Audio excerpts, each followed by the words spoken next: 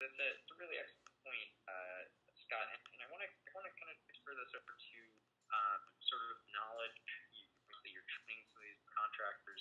What if you had to speak to the level of sophistication in the customer base around green building principles? What are we talking? Are we starting? Do we have a scale of 0 to 100?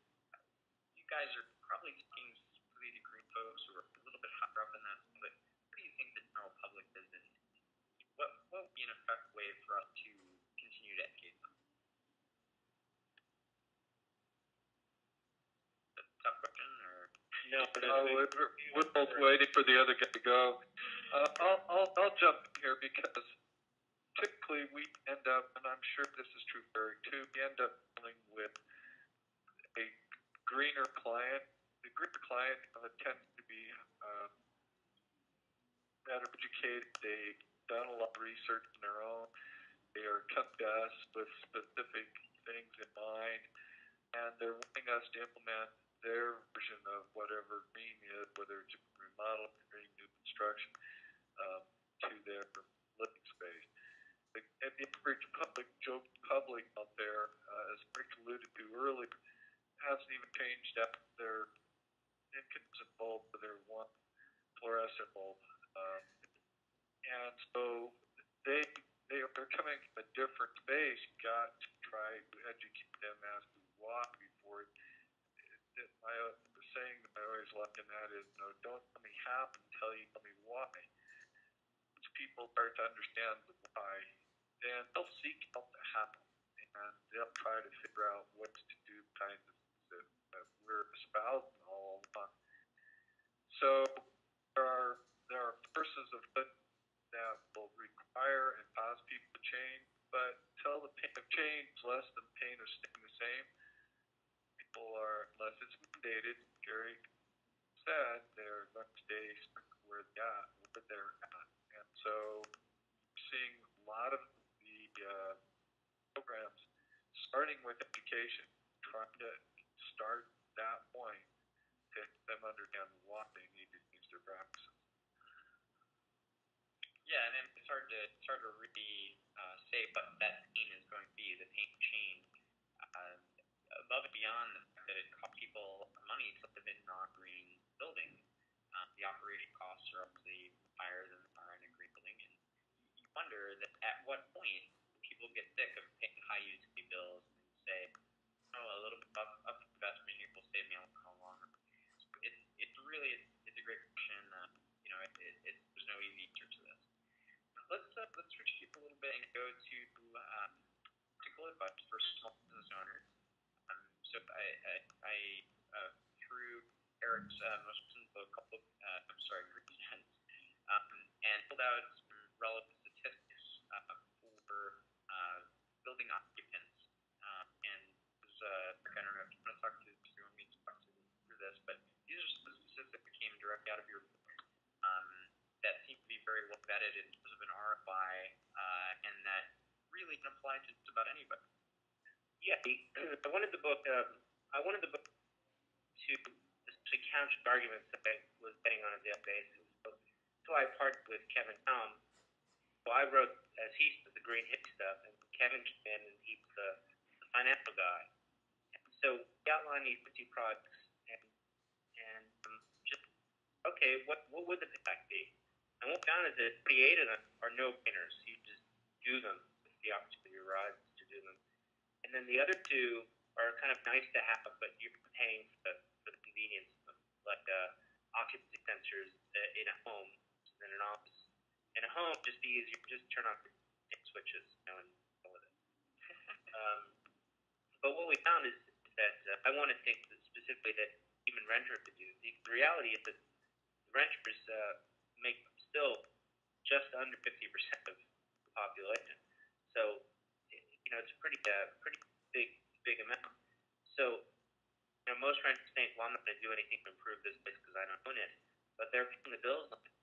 So things that you hear are great ones. I mean, these things that everybody should do. They're kind of foolish if they don't. So if you haven't changed your bulbs, then being selfish. And if you haven't upgraded your toilets, and you can upgrade them in a simple way. You can if you've got a like old-fashioned toilet, you can take a 2-liter soda bottle, wash it out with water, and just put it in the back of the tank. 2 liters of water flushing every time. You can change out your shower head to an ultra low flow shower head. The technology is such that the pressure is just as good as the old stuff. And you should shut off things or unplug things when they're not in use. And all of these things have less than a 1-year payback you've listed. Some have only a few months, really. And most of them are things you can do over the weekend.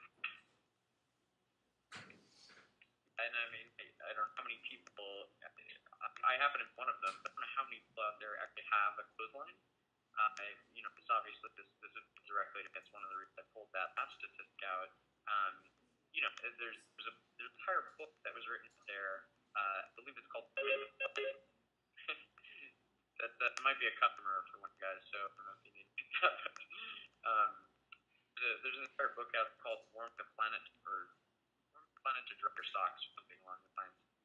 And it just speaks directly to this very simple concept, hanging a clothesline. I did it a long time ago. I have a dryer, almost 2 years, and it's extremely easy to do. It saves a lot of money, a lot of energy, and it's just this inconvenience. But if you're saving that kind of money, is it worthwhile? Let alone the wear and tear, of course, in your dryer and that sort of thing.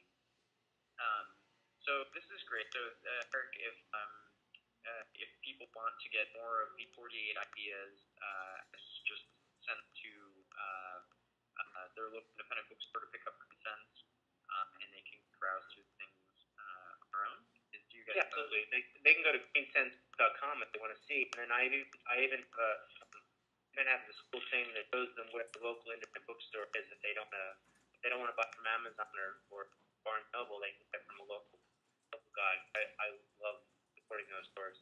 But even so, I put most of but I put online, and I put as much of the book really allow me online for free, and you can get all that on the website too, greensensebook.com.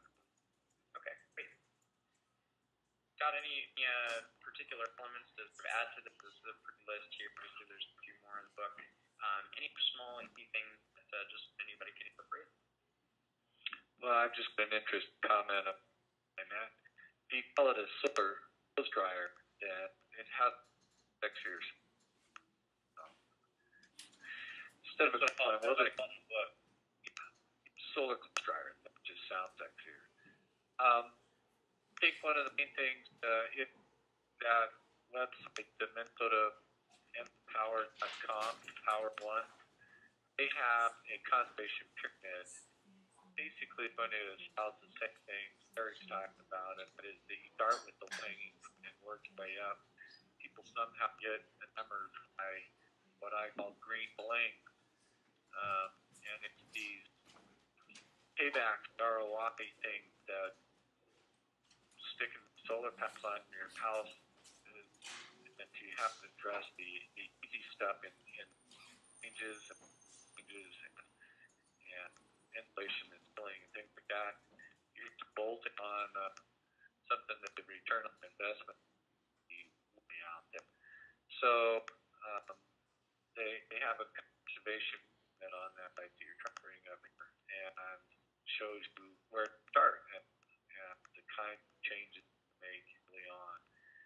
So if you go there to one home and then the conservation pyramid, you'll see that, and it's very interactive. And there's lots of sites there that are like that, where it can help come up with ideas and show you.